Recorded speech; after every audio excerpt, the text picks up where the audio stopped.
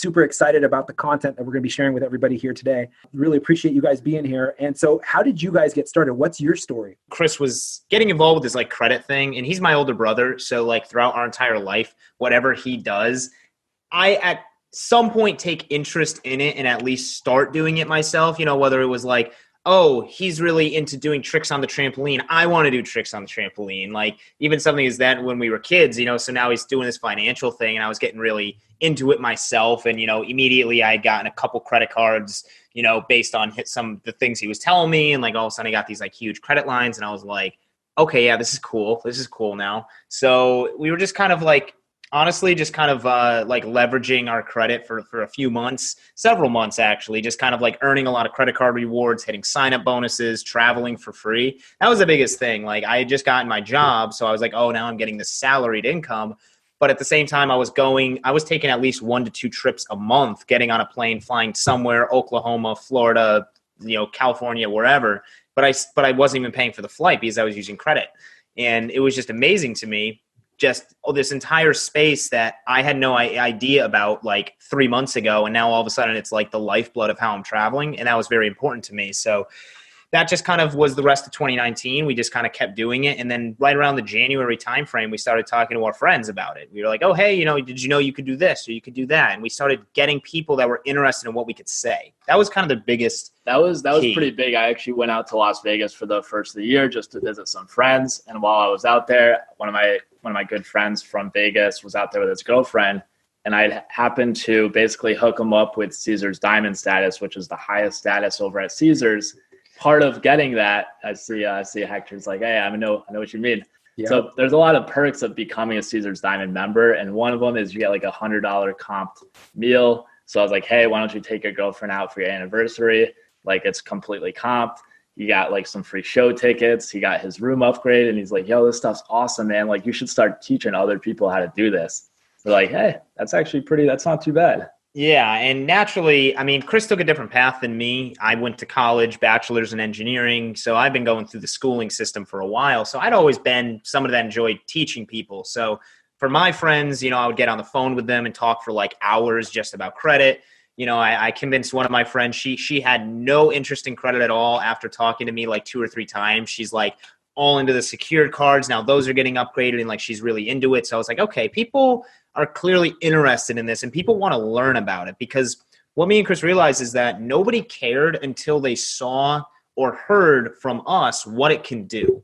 It was just, oh yeah, I know credit's important. It's like, oh, well, did you know that if you get good credit, then you can, get that auto loan that you wanted without a cosigner? And they're like, wait, what? Like, I just thought I had to have my mom get a car with me. And I'm like, no, like you just establish yourself, little stuff like that people don't always know about. So really, I mean, it just transpired to then Chris poking around on like Facebook group. That's kind of when we ended up starting. Well, that was what started the company, is because Chris ended up finding somebody on that Facebook group that actually wanted to pay us for something that we could teach them. So that was like the biggest thing ever to us. We were like, holy, oh wow, like this is something that could be like, tangible. Like we could actually turn this into a monetary business. So that happened in February. And then, we just kind of kept talking on the Facebook group, talking to friends. Now we started kind of selling some of our knowledge, because that's really what you pay for sometimes is, okay, well, you spent months learning it and I'm going to tell you about it in 30 minutes, so people started doing that. And then we created our Instagram page in, April, because we were like, okay, we've taken enough time and put energy into it that we wanted to just start going on social media. Yeah. We actually just passed 6,000 followers on Instagram. And to give you some sort of an idea, we had through April, May, and even through mid-June, I think we were hovering at like 75 followers. So for the first like 2.5 months, for the first like 10 weeks, we had we were lucky to even say we had 100 followers. I don't even think we did. I think we had like 90 followers. And this was like friends, our mom. I had my cat's Instagram follow us. Like, come on, we were just really trying to pump the numbers up.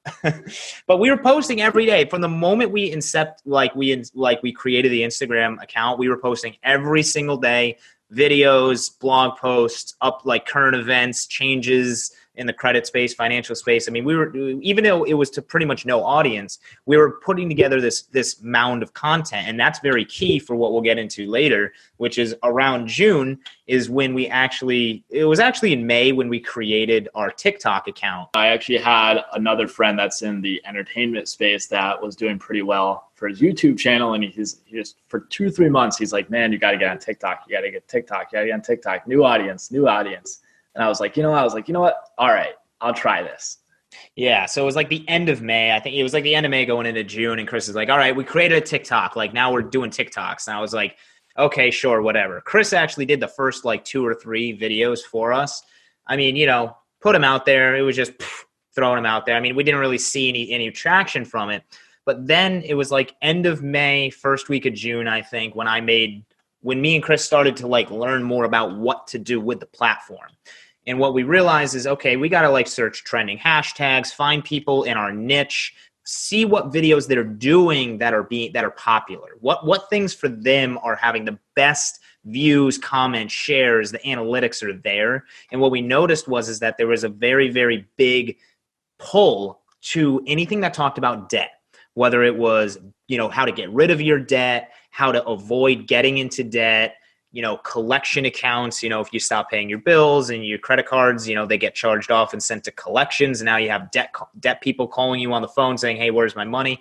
Those types of, video content is what we noticed on a lot of the profiles that we started following in our niche. That's the videos that were doing the best. So we were like, okay, sounds simple. We'll just make a video on collections. Because, as far as credit is concerned, collection accounts are one of the worst derogatory marks that you can have. It basically means your debt was sold to a third party. And that's the thing. You get letters in the mail. You could get sued. It's not good. So we decided to make a video that was purposely designed to trigger people, because it basically took everyone's first thought when they hear about a collection. They're like, oh, so you have a collection account. You should pay that.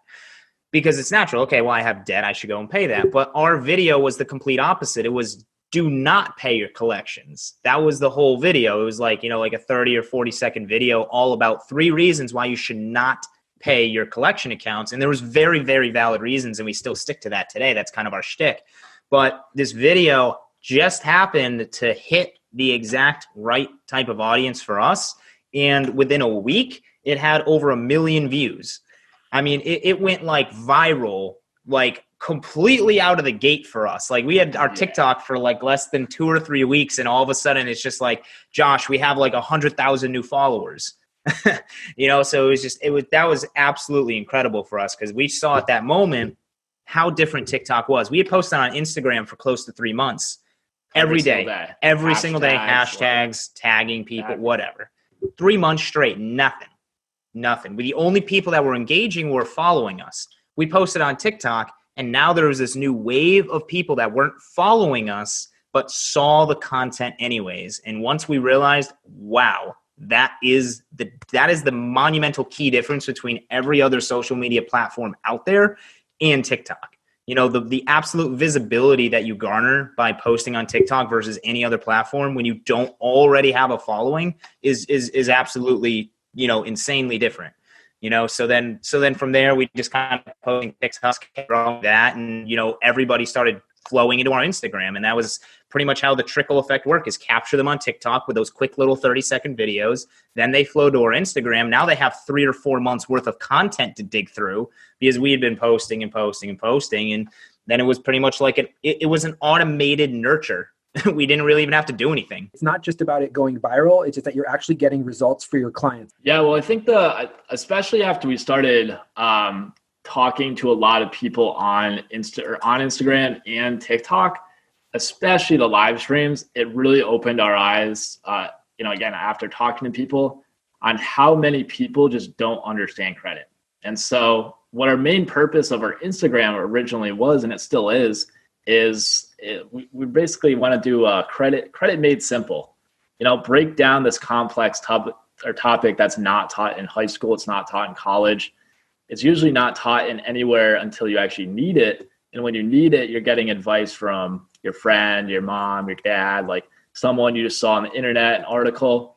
But a lot of the advice out there is just way, way too complex. Like there's no reason to overcomplicate things on how to build a good credit score. And there's just too much information. So it's like, how can we take this really complex subject, break it down in a way that not only people can understand that, but people can consume it and apply it to their own personal situation. So there's that term, knowledge is power. We hate that. That is literally my least favorite phrase out there. And the reason is because knowledge is power is indicative of saying, oh, just having knowledge is good. Just simply having it, just having the book in front of you is good. That's all that you need. But then there's no actionable step forward. And that's where we kind of change that phrasing and say it's not knowledge itself that's power, it's applied knowledge that's powerful. So that's kind of been something we've stuck to literally since the beginning, is just how can we, capture an audience, obviously with funny, quick TikToks that they can, kind of digest very easily. But then also, how can we distill a complex subject and then teach it to them in a way that makes sense and that they actually enjoy? And we've had a lot of people say that they never cared about any of this stuff until they started watching our content. And we thought that was pretty much crucial. TikTok's a great way to, express yourself. Whether it's financial, whether it's beauty, whether or not you're working out or whatever. I mean, you can express yourself in a way that's just different and can be more engaging with your audience too. We'll go on lives and, just kind of have fun with people. And it's just all about the level of visibility and engagement that you can get off of it. So we've found that to be very, very influential for our brand, because that's what we've built at this point. Lots of companies are companies. That's what they are. We are a brand. People want to work with the Credit Brothers, Right. And it's indicative of social media for sure. That's awesome. Sure. Now I got a question that's a little bit off topic, but I'm just curious based on the hashtags, because I know hashtag is a key component to TikTok and Instagram and other social media platforms for that matter. Are there a certain number of hashtags that you guys are using per post on? Yeah. So with the TikTok algorithm, they don't want to see where let's compare this back to Instagram, because Instagram, right?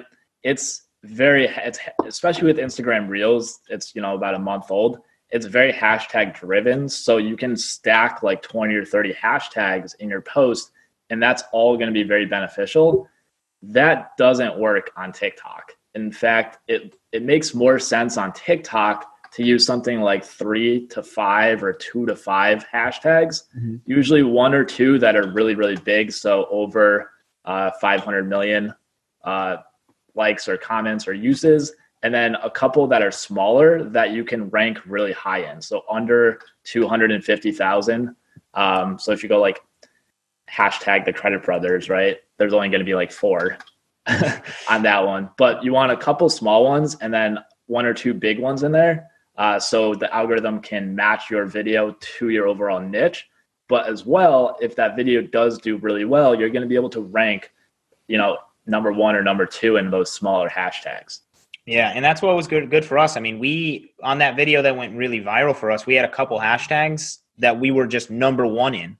Number 1 or top 3 to the, so if people were searching anything in debt or collections or anything like that, they would see us. As opposed to, and it was funny because all the people that we were looking at ended up being below us because of how good our video did. That was just kind of funny, but that's awesome. Yeah, I think you guys came up on my For You page. So that's how, and I think it was that viral video. That was my first video that prompted me to see you guys on Instagram and, message. That's how it all began. So appreciate you sharing that story. That's really awesome. So we have some slides that we prepared for everybody who's watching. And I'm going to pull them up right now.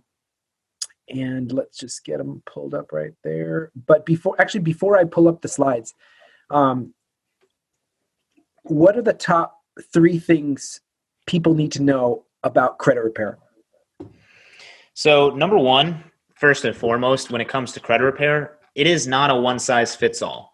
The thing that we talk about so much is that credit repair, there are many, many different forms of it. There's popular versions, there's unpopular versions, and pretty much just because, you're working with a credit repair company doesn't mean you exactly know what methods they're actually using to go about repairing your report. And that's actually, we'll get into it in the slides more so about what our specific service is. But number one, it's that not all credit repair is the same. And that's very important because a lot of people work with a credit repair company. Company says, okay, it's been 3 months and we can't remove X, Y, or Z items. We just can't do it.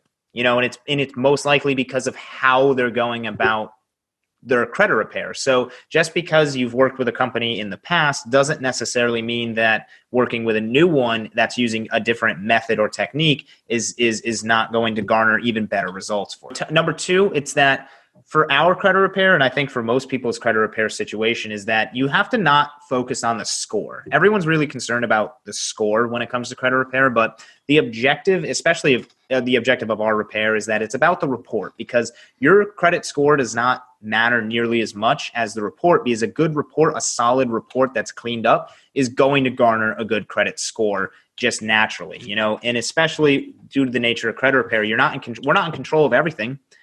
We're only in control of 1/3 of your credit score, so to speak, based on how it's calculated.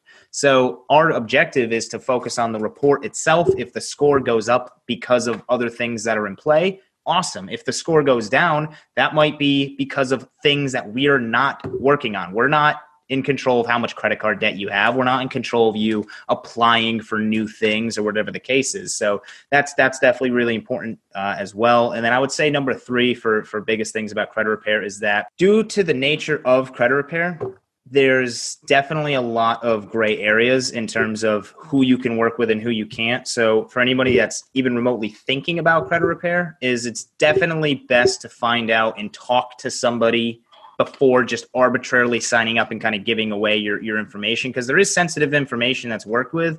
And I don't know about anyone else, but I personally, if I'm going to give, some personal information to somebody, I want to know who they are. I want to see a face. I want to make sure that, I can at least trust them to the point where I can get on the phone with them, talk about my report. And that's the biggest thing. You want to be able to talk about your report and have that vision moving forward, because credit repair is not just, I'm going to fix your credit and then go on with your life. There should be a little bit of a roadmap discussion. There should be, hey, this is my goal. How is credit repair going to fit into that? You know what I mean? That's what a good company would do, I would say. And without further ado, I'm going to pull up the presentation now. Here we are with the Credit Brothers Repair Optimized Leverage. Tell us a little bit about yourself. All right. Well, I guess I'll start because I'm on the top. So that's me and Chris there. That's probably the best we've ever looked. Really took a lot of time and effort to get that photo shoot taken care of. But so I'm Josh. I went to school for electrical engineering. So I've always been a nerd, math, science. That's kind of been my thing. But now I consider myself to be a full-time credit expert. I was able to reach an 800 FICO score by the time I was 22. And once I did that, I'm like, all right, if I can do it, then pretty much anybody can, because I was always told, no, you have to wait until you're, 30, 40, whatever, to actually reach a really high score. And yet I was able to do it in less than 4 years from turning 18. So I really focus on what is the core foundation of what makes up your credit score, and what are the simple things that you can start doing today that's going to maximize your growth and really solidify your foundation, so then in the future, you're not having to come to us saying, hey, I need help because I can't get approved for this thing. Because if you take care of the issue, now, then a year, 2 years, however much long from now that you're going to need to really start using your credit, that's what's going to be really important for you. Yeah, so there's so we have the repair optimized leverage, and a lot of the leverage stuff is some of the travel and making money off your credit. So I've always loved to travel, and I love the Food Network. So traveling to different cities in the US, experiencing all types of different food is really, really cool for me. So I was like, there's got to be a way where you can still enjoy the level of luxury that everyone wants to travel in without paying some of the astronomical prices that you see for that hotel room or for that airline ticket.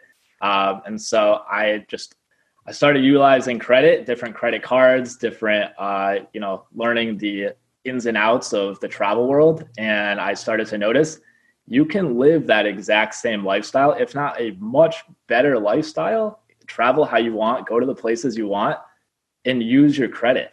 and pays, very, very fractional amounts of money or completely free. When it comes to traditional credit repair is that it's really not in the favor of the consumer, and it's because of the statistics. It's because, out of, 100 people that they take on, or in this case, we gave the example of like 10,000, only 96% of those clients had a score change of less than 25 points, meaning if you kind of revert it, less than 5% of those people really saw a significant change in their credit score. Now, again, what I kind of alluded to earlier about our focus is not even really on the credit score. I believe that the reason that those changes are not as drastic as people might want is because they were not talked to and really had a discussion about what they can do to improve their report, both in their control and in the control of the credit repair company. If there's things that they can be doing before the repair gets started or during the repair, and those things, those actionable items that they can do would be helping their credit score. Well, if they were never notified of it, because a lot of people are just confused about it. So if someone just says, oh, okay, well, I hired a company and they're going to get my credit score to where it needs to be, well, that's a problem. And that's really where we feel traditional companies fail, is they don't give people the guidance to what they can do in addition to the company working as a team. You want to be, it has to be a team effort to really get those score increases. So a lot of companies, you're not really going to get that. And then in addition, they're very bad at disputing. When it comes to their dispute techniques, I mentioned it earlier, how every company has different techniques, and there's ones that are very, very common, and because it's common, they don't garner a lot of results. I mean, it's going to take a very, very long time, years, for enough items to perhaps come off your report to really garner a change. And that's why, 4 in 1,000 disputes are the only ones that are successful. And that's why if you just simply dispute it on your own, you might know that it's not that easy. If you just go ahead and start doing it on your own, it's not going to be very successful. And if you're working with certain types of companies that don't really care about their clients, they're just going to be doing the same types of techniques that you can just read up on Google or something like that, and then just know exactly what to do. And that's why we feel that a lot of companies are not really successful with that. And then Chris, if you wanted to talk about some of the other ones. Yeah. So basically, like 80% of consumers have inaccuracies on their credit reports. So this is really big because a lot of people, myself, I have an auto loan. It's a good account on my credit report, and it's still reported incorrectly. I have 3 different balances on 3 different credit reports, even though there's one car loan with the same balance. So even on good accounts, you can have inaccuracies or misinformation on that report. So how we actually, again, in some of these other slides, we'll kind of break down how we're actually doing the repair. But we use a lot of those inaccuracies to our advantage to remove those items off the report. Yeah, and again, because they're just simply disputing this information, most traditional credit repair companies, they just dispute it. They're just doing something that's very, very surface level, and that's why the results are really not there. It can take a very long time. It's not very successful at all. Most people do not, again, have those massive score increases. They still have negative items on their account, and it's due to a plethora of reasons that we'll kind of get into in a sec here. So in order to really understand how credit repair operates, right? I mean, I've talked about why this credit score doesn't matter. And I think this is a very good visual representation of why we're not focused on the credit scores. Because if you look at how your credit score is actually, comprised, how it's made up, payment history, although it's the biggest one at 35%, is only about a third of the rest of the things that make up your credit score. So you can see, as far as negative items, if you have a late payment or a collection account or a bankruptcy, God forbid, then you're going to have some serious point drops in your score. That's why people have, 300s and 400 credit scores, is because they have these really significant negative items. So simply removing those items are going to garner a boost, presumably to the credit score. But again, it's really that other 65% that is going to be the difference between getting you to where you really want to go and kind of getting you out of the rut that you are in now. It's a combination of fixing that payment history and then thereby removing those big negative items, getting rid of the bankruptcy, getting rid of the debts or the foreclosures and the repossessions and all those really negative items. You get those off there, then now you can focus on the other 4 aspects, such as amounts owed. You can really try to bring your credit card utilization down. Things like that are really going to help bolster your credit score over time. So I really like to include this slide just to give people that very good representation of what their credit score is, how we fit into it, and then also those negative items that we're working on, how impactful can those really be? Got it. So when do you recommend people pay their credit card, just out of curiosity? So it kind of depends what situation they're in. There's actually been a new rule that we've kind of been kicking around on like TikTok and social media. It's kind of been getting big. It's like the 315 rule. And those are for people that are trying to pay down their debt. So if somebody's in debt and they're not making more than their minimum payments, or they're not able to pay off the card completely, then we recommend people pay their card, at least a couple times during the month, because usually if I tell you, hey, you need to make one payment of $100, that might be harder for you to actually do than if I said, just make 3 payments of $50. You end up kind of making more payments that equate to a larger payoff just by chunking it, just by kind of condensing it down to smaller payments. So that's something we suggest for people trying to get out of debt. It's just get in the habit of paying. But if somebody wanted to, let's just say there's somebody that can pay off their entire credit card, and they're just using it as a glorified debit card, which is what we recommend. If you're going to use credit and you want to use it responsibly, never spend more than in your bank account, because you want to make sure that's paid off. You got to be conscious of the reporting date. This is something that's big. A lot of people get confused on this, which is, well, Josh, I just paid off my credit card and I checked my credit score and it's low. It says that my utilization on that card is like 50 or 60%, but I'm looking at my account right now and it's paid off. I made a big payment.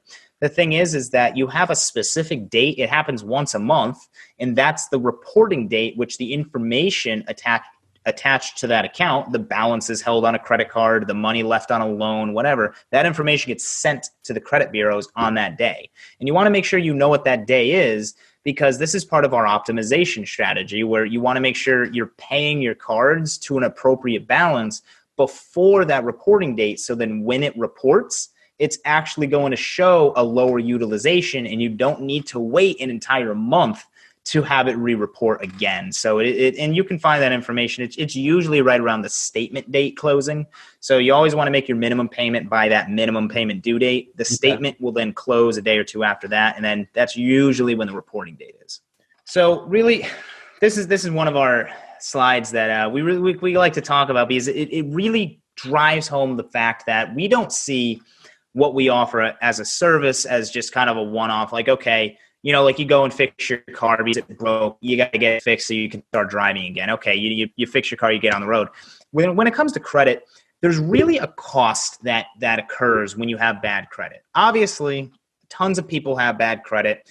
You see it all the time. You're driving down the road and you see an auto dealership and it says, no credit, no problem. Come on in here. No credit, zero, financing options for everybody. And you might think, well, that's great. I don't need good credit to get a car. Well, there's a problem with that, because what is the true cost of having that bad credit? And this is something that we kind of went and crunched the numbers and looked at. Okay, well, if you take even a conventional auto loan, $25,000, that's going to get you your Honda Civic, kind of, maybe some little upgrades on, nothing too crazy, not a Tesla or nothing, but your standard 5-year loan, 60 months. Some people have been doing 72 months, but that's another story. We're just going to stick to 60 months. And if you have bad credit, then you're going to get a high interest rate. Simply put, if you have good credit, you're going to get a lower interest rate. Bad credit, you're going to get a worse interest rate. And that interest rate is how much money you are paying extra to the bank that is not taking away from the principal amount of money that you owe on the car. So if you have a $25,000 loan and every single month you make a $100 payment, but 30 of those dollars are going towards interest, well, then you're really only paying off $70 from that principal amount every single month. And the lower the interest rate is, the lower the amount of money that you're making on that monthly payment is going towards the bank. And instead, it's just more money that's paying off the actual car in the actual loan itself. So it's really key to know that even with the difference of, say, someone with a 600 credit score versus a 750, there can be a difference of not only about $100 a month, sometimes even more than that, $200 or $300, depending how bad that APR that you got. But in this example, we chose something normal, about 14%. And some people might think 14% is a good rate on a car. But when you compare it to what good credit gets you at 5%, then you're going to see that there's a pretty large monthly difference. It's over $100 just in the monthly cost. But in the interest life of the loan, the actual difference in how much you pay over the entire 5-year period, you're paying several thousands of dollars more. And there's really no other reason that you're paying $6,000-$7,000 more than you need to, other than the fact that you have bad credit. And it's really the lifelong value of what good credit gets you, because on the other side of that card, you can see owning a home. A home is something a lot of people want to have. And you look at the standard, about $200,000 home, 30-year, you're looking at the difference between a 3.3% and about a 5.5% if you have bad credit. Now, granted, things, how they're going right now, interest rates are lower than what you might see on this depiction, but the premise is still there. If you're getting bad rates on your vehicles, bad rates on your home, then one, you need to know what a bad rate is. And that's really just figuring out how much money you're paying in interest per month, and knowing that when you have good credit, you are saving hundreds of dollars a month and thousands of dollars a year. And you can see with a home over the course of the entire length, you're saving close to $100,000. I mean, that's almost half the price of the home. So when we offer credit repair as a service, it's not a service to us. It's an investment, because that investment is going to pay for itself over and over and over again based on even just one financial product. One auto loan is all it takes for it to pay for itself time and time over again. Never mind if you get one for your son, your daughter, maybe you get one, for another family member or a friend, whatever the case is. You have multiple products that you're trying to finance. Good credit is going to save you so much money. I like to tell people the money that we charge for credit repair is really a discount over the lifelong value of what it is. So in general, credit repair is definitely not an overnight process. We actually just put a video together comparing it to basically working out or going to the gym or your body, right? When someone wants to lose weight or gain weight, for instance, it's not an overnight process. It's not you just take this magical protein shake, you take this magical, you press this magical button and poof, everything's gone. You're in the best shape of your life. You have to do consistent things day after day, month after month, year after year to really get yourself into the position you want. So it's very similar to credit repair, where it's not an overnight process. So a lot of people, they wait until they're already standing in their house or they're in the mortgage office and like, man, I can't wait to get this house. And then all of a sudden they're like, oh man, I have 30 days to close and I need my credit repair. Yes, there are anomalies where we do fix credit really, really quickly, but in the vast majority of times, it does take time. Usually 3 to 6 months is typically where most people fall for us. Most big companies, so name like Lexington Law, it's a big company out there. Average for them is about 15 or so months across the board. And it's really just for the fact on a lot of these big companies, they're not efficient when they're actually sending out letters. So where we're sending things out every 30 days, nonstop, they might be sending them out once every 3 months, once every 4 months. So yes, credit repair does take time, but it's not infinite amount of time. Like it should not take 10 months, a year, 2 years. Like it doesn't take that long. So Great. Yeah, this slide is just really good at just setting an expectation. And again, because of how aggressive we are with our repair, we're Johnny on the spot. We're sending out rounds at least once a month, if not, once every 4 to 5 weeks, compared to most people, which are going to be 2 to 3 months in between. That's why we're getting the results quicker than the average company. And, again, that's why we even have a guarantee. If you don't see anything in 4 months, if you don't even see a collection account come off, if you don't see a hard inquiry come off in 4 months, then, we're going to give you your money back. And that's how confident we are at how quickly we work, because we know even if the first round fails and the second round fails, we know that we're going to get that third round out and it's going to hit. This is the actual repair method that we use versus, the other guys, right? So the classic thing that you're going to read about is, you have a negative item. Just go dispute it. Just go dispute it online. Go on Credit Karma, go on your Experian app and just go ahead and dispute it. But the fundamental problem with disputing is that For you to dispute something, it's basically saying that this is not mine in some capacity or another. Either you have a mix-up with a social security number. Oh, this was somebody with the same name as me. Oh, I don't even remember opening this account. Whatever the case is, you're disputing it and saying this. I do not recognize this information. I don't think this should be on my report. And that's what most credit repair companies are doing. And it's honestly because it's the easiest thing to do. It's very easy to do that. That's the thing that you're going to read up on Google. That's the thing that if you go ahead and look at, some of those very large companies, that's what they're doing, because if they're going to have thousands and thousands of clients, they're going to try and go with what's the easiest, least time consuming method possible for them to try and, service their clients, quote unquote. I say service their clients with, air quotes there, but that's the traditional method, is the dispute method. But what really is the best form of credit repair, in our opinion, based on the results that we've seen, is the challenge method. Now, it's still, there's no thing you do where you challenge the item as opposed to disputing it. But by challenging an item, you're not saying that it's not yours. You're saying, hey, you know what? I agree with you that it's yours. But there's rules, laws, and regulations that govern credit reports. So you have your credit bureaus, TransUnion, Equifax, and Experian. Those are your credit reporting agencies. Those CRAs report information, and that's what you see on your Credit Karma and your credit reports and what have you. They get that information from your credit card company. If you have a Discover account, Discover is going to send that information to TransUnion, and TransUnion is going to put it on your credit report.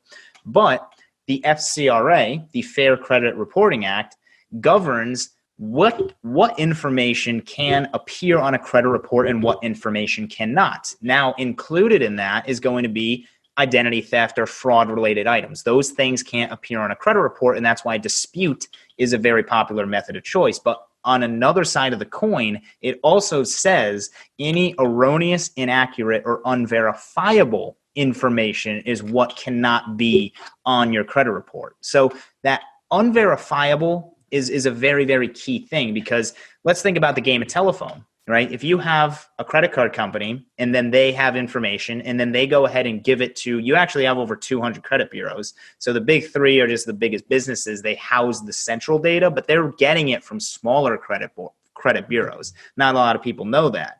So credit card company A sells it to a little small company that then sells that information to TransUnion, as an example, and then TransUnion displays it. What are the odds, if you ever played telephone as a kid, if you tell something to the buddy next to you and then it goes around a train with like 5, 10, 15 people, by the time it gets to the end, that information's been construed, it's been stretched, it's been moved around.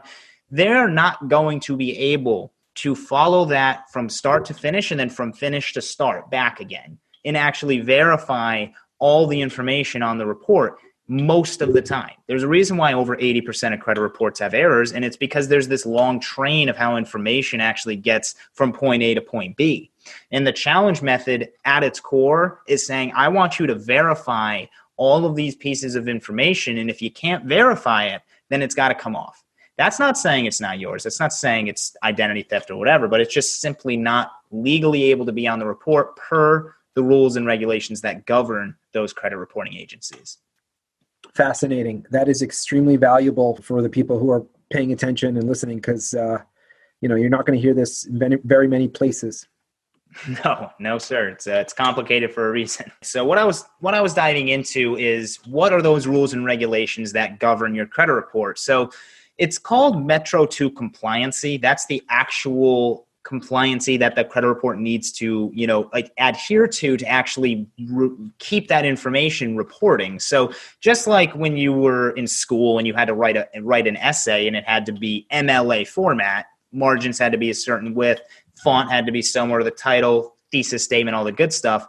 That's the same thing as Metro 2 compliancy. There has to be a certain amount of checks and balances, and if it's not Metro 2 compliant, it's a 1 or a 0. It either is or it isn't. And if it's not, it has to come off the report. So the reason our letters are so effective is that we send out these letters that are challenging these items for that compliancy. And the second bullet point is talking about this system called eOscar. Now, to not kind of bore everybody with too much of the nitty-gritty details, eOscar is basically the automatic system that credit reporting agencies have in place. So like when you go ahead online on Experian or Credit Karma or whatever, and you hit dispute and you say, you know what, I don't like this information on my report, I'm just going to dispute it. That dispute, it's not like it lands into the hands of somebody working at that credit bureau. It goes through this online system and it automatically gets judged. There is a decision made on that dispute automatically through software. Humans never touch it. So what do you do about that? If you really want to have results, because what do you think? The software is going to let people just willy-nilly dispute items, remove it, and have it stay off? No, it's not going to be the case. So you need to bypass that. You need to do something that's going to get that information, get that challenge in the hands of a human, somebody that's actually going to review that information and make a decision on it. So that's another part of what makes our letter so effective, is bypassing that automated system and allowing the actual humans behind the phone review that information and make a decision based on the challenges that we're using. So in regards to, again, the expectations as a whole is we're going to be sending it out to all three bureaus. We don't cherry pick. We don't say, okay, well, you know what, we're going to go on TransUnion first and then we're going to go Experian. No, we're doing all three of them at the same time.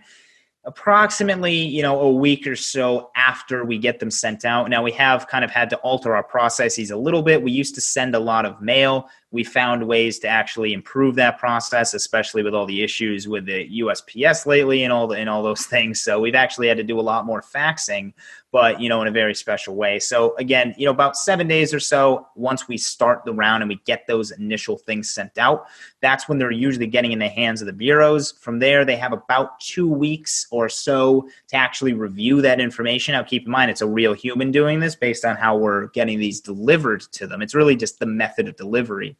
Then from there, after about 2 weeks of that review stage, then about a week or so, you're actually the bureaus are now going to have sent out their decision on that challenge, of whatever we were challenging, whether it was a collection, whether it was a bankruptcy, whatever, you're going to get that decision on that.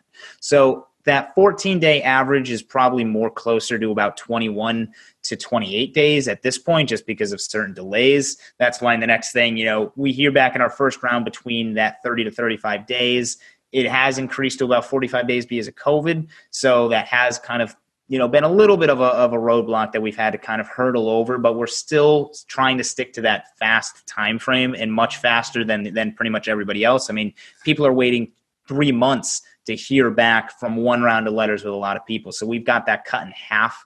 And then really once we hear back from the bureaus, we're going to assess that information. We're going to prepare another round of letters for you, as assuming that there's still information there. If everything is off that we need it to, we don't need to prepare another one, but we do get that sent out as quickly as possible once we get the results back from that current round. And really, as far as the expectations for what the cost you're paying for is it's our time, it's the type of mail delivery systems we're using, it's the actual labor of going in and preparing these documents. We also have softwares in place to help us automate a lot of the things that we need to do. So really, the only thing that you're paying for besides the service itself is just going to be a credit monitoring service that we have a partnership with, and a lot of people actually really like that credit monitoring service anyways, and they usually keep it after the repair is over. So very cool, very cool. So what are the next steps, guys? So next steps is, hey, if you're looking to get your credit repaired, if you're looking to even just have a conversation with people that can better explain those things on your report that you just don't even understand, then really the first step is, the best way is to really shoot us an email to our Gmail, or a lot of people just check us out on Instagram. Instagram is going to be the place where you're going to see my face, you're going to see Chris's face, you're going to hear us talking about credit, you're going to hear us talking about things that are in the news. If there's massive credit card changes to very popular cards, or if there's some different things that collection agencies are doing, you're going to be exposed to a lot of different types of content, but you're also going to have direct access to us. And a lot of people just hit us in the DMs with you. We want to have the real conversations about your credit that nobody else really wants to have. They just want to tell you, okay, this is your report, we're going to do this, and you're going to like it. And you're like, oh, okay. No. We're going to go through it line by line. We're going to provide you with the answers that you've been looking for. And we're just going to give you as much time as you need. I mean, most people are on the call with us for 30, 45. Chris, you've been on a call with people for over an hour, just talking about all these things because we're really a client-driven company. As Chris says, we want to become the Amazon of credit repair, where the client, the people that are liking our content, that are sharing it with the people that they feel could benefit from it, everybody that is the reason. I mean, because the reason we do what we do is because we genuinely care about people's well-being in their financial life. They want to achieve that financial independence. Well, we're going to do what we can to help provide the knowledge, the service, and anything we can to help people better along their path and their journey towards their financial independence and their financial goals through the use of credit. So if you're looking for a company that's going to care, if you're looking for two brothers, some real conversations, check us out at the Credit Brothers. Very cool. Well, I appreciate you guys being here. A lot of the people that listen to this show are real estate professionals, broker owners of real estate companies, managers, and salespeople that works, selling real estate. So, but in addition to that, we have mortgage bankers who we're in contact with. So I'll be sure to share this with them as well, because they're always looking to help their clients repair their credit, because it's one of the pivotal, most important things that a home buyer needs in order to get pre-qualified for a home. So I know I'm preaching to the choir here, but it's just important for me to say that to the people that are listening, so that you can, reach out to the Credit Brothers for any questions with regard to this. Yeah, and I will say we have a couple partnerships already in place with a lot of mortgage lenders all over the United States. So as Hector was saying, it's a pivotal part for a lot of people, where somebody might come to you and say, "Hey, I want to get a home," and you're like, "Well, your credit's too bad. I can't help you with a 500." Then you just kind of put them in touch with us. We'll get them straightened out in a reasonable time frame. Then all of a sudden they're good to go for that home, and then it kind of just completes that life cycle. So that'll do it for today's interview. Thank you so much for being a part of the podcast. I'm looking forward to working with you guys going forward, and sending you as many people that I know can benefit from your service. Yeah, absolutely, Hector. It was definitely a pleasure. I can say that, we love being able to voice our own personal opinions on credit, and we just hope that a lot of people found this information to be valuable, and maybe they share it with somebody that they feel could also benefit from it, whether it's a business partner, whether it's a family or friend. Say, "Hey, that credit thing you had? Well, I think I know two brothers that can get that answer for you." So, Credit Brothers in the house. Thank you so much, guys. Have a great rest of the week, and we'll talk soon. Absolutely.